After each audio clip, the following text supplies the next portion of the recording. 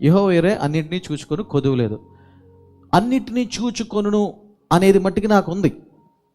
దేవుడు గొప్పోడు, చూస్తాడు, ప్రేమించేవాడు, అది ఉంది. కానీ కొదువు లేదు అనే పాటికి కొదువు ఉంది, కనపడుతుంది. కానీ నేను ఎందుకు పాడాను అంటే, నేను శరీర సంబంధంగా చూసిన దాన్ని బట్టి పాడలా, ఆత్మ సంబంధంగా నేను పాడటం జరిగింది. దానికి చిన్న ఉదాహరణ చెప్తా. నేను ఇప్పుడు ఎవరైనా నా దగ్గరకు వచ్చి మీరు చనిపోతే ఎక్కడికి వెళ్తారు అంటే, ధైర్యంగా నిశ్చయంగా 100% పరలోకం వెళ్తానంట. కానీ ఇంతవరకు నేను ఒక్కసారి కూడా పరలోకం చూడలా. కానీ నేనేం చేస్తున్నా, ఎవరిని అడిగితే నిశ్చయంగా 100% నేను పరలోకం వెళ్తానంట. అంటే నేను చూసిన దాన్ని బట్టి నమ్మట్లేదు, నేను విశ్వసించిన దాన్ని బట్టి నేను చూస్తున్నాను. మాట అర్థమైందా? నేను చూసిన దాన్ని బట్టి నమ్మట్లేదు, నేను విశ్వసించిన దాన్ని బట్టి చూస్తున్నాను. అందుకనే పౌలు భక్తుడు అంటాడు, మనము అదృశ్యమైన దాన్ని చూస్తున్నాం అంటాడు.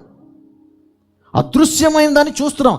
అలా కనపడిన దాన్ని ఎలా చూస్తాం? ఈ కంటితో చూడలేము, హృదయ నేత్రాలతో, విశ్వాసంతో, హృదయంతో చూడగలం అని పౌలు కూడా ఈ కళ్ళతో చూసి అనలేదు, కానీ హృదయంతో చూసి అన్నాడు కదా. అదృశ్యమైన దాన్ని నేను చూస్తున్నాను అన్నాడు. అలాగే పరలోకాన్ని నేను ఈ కంటితో చూడలేదు, పరలోకాన్ని నేను ఇక్కడి నుంచి చూశాను, పరలోకాన్ని. అలాగే వాక్యం కూడా ఏం సూచిస్తుందంటే, ఇందాక సాంగు కొదువలేదు అంటే ఆత్మ సంబంధంగా దేవుడి పరంగా అయితే దేవుడు నాకు అన్నీ చేసి ముగించాడు, ప్రతి పర సంబంధమైన ఆశీర్వాదంతో నన్ను దీవించను అని బైబిల్లో రాసింది. అందుకు నేను చూసిన పరిస్థితి కన్నా, చూసిన విపత్తు కన్నా, చూసిన కష్టాన్ని కన్నా, ఈ కంటితో చూసిన పరిస్థితుల కన్నా దేవుడు చెప్పిన మాటనే నేను నమ్ముతాను. ఆమేన్. ఏమండి, ఎప్పుడు దాకా నమ్ముతారు? చచ్చిపోయేదాకా నమ్ముతాను. ఇప్పుడు దేవుడు వచ్చి, ఇప్పుడు ఎవరిని వచ్చి నీ దేవుడు మంచోడు కదన్నారు అనుకో, సారీ కాదు, నా దేవుడు మంచోడే అంట. మళ్ళీ వచ్చి అంటాడు, మరి దేవుడు నమ్మా కదా, నీకేం జరిగింది, కష్టాలు బాధలు నష్టాలు వచ్చినాయి కదా అంటారు. వచ్చినాయి అంట. మరి ఇప్పుడు చెప్పు నీ దేవుడు ఎట్ట అంటే, నా దేవుడు మంచోడు అంట. అరే మరి మళ్ళీ ఆ మనిషే, మరి మొన్న నువ్వు ప్రార్థన చేసావు జరగలేదుగా అంటే, అవును జరగలేదు, ఒప్పుకుంటా. ఇప్పుడు చెప్పు నీ దేవుడు ఎట్ట అంటే, నా దేవుడు గొప్పోడు మంచోడు. ఇంకా అడుగుతాడు, ఎప్పుడేం చెప్తా, నా దేవుడు గొప్పోడు మంచోడు, ఇంకా సర్వశక్తివంతుడు, ఇంకా 4 చెప్తా, చాలా నాడే వెళ్ళిపోతాడు. ఎంత పొడుతుంటే అంత ఇంకా చెప్తున్నాం. ఒరి నిన్ను కదిపితే ఇంకా చెప్తున్నాను దేవుడి గురించి. అవును, నా దేవుడు మంచోడే. కొన్ని కారణాల చేత నేను పొందుకోలేదేమో, కొన్ని నా ఇదిని బట్టి పొందుకోలేదేమో, నేను సరిగ్గా ప్రార్థన చేయలేదేమో, లేకపోతే ఇంకోటి అవ్వచ్చు. కానీ నా తండ్రి మంచోడే, గొప్పోడే.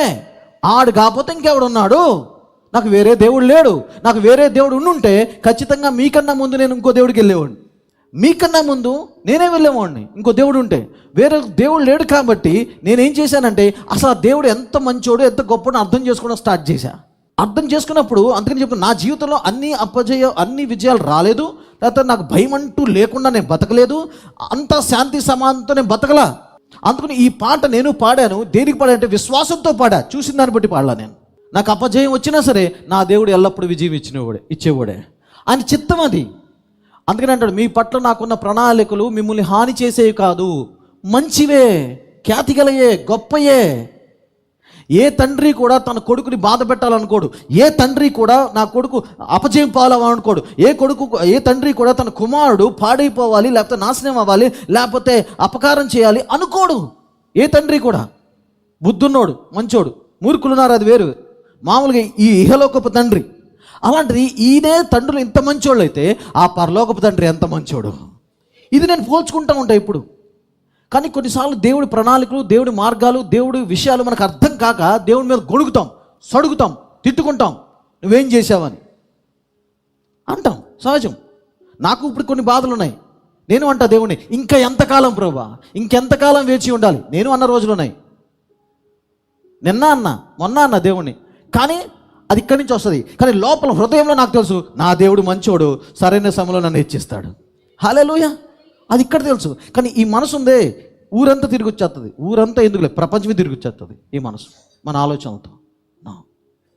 అందుకని ఆ పాట నాకు జరిగిందని పాడలా, కరెక్ట్ అని పాడలా, నాకు అంతా వచ్చిందని పాడలా.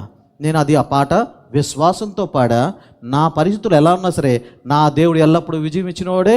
యెహోవా నిస్సి, యెహోవా షాలోం, యెహోవా రాఫా. స్వస్థపరుస్తాడు, విజయం ఇస్తాడు, సమాధానం ఇస్తాడు, అన్నీ చూసుకుంటాడు, పట్టించుకుంటాడు. ఆమేన్. హల్లెలూయా. అది నా దేవుడు.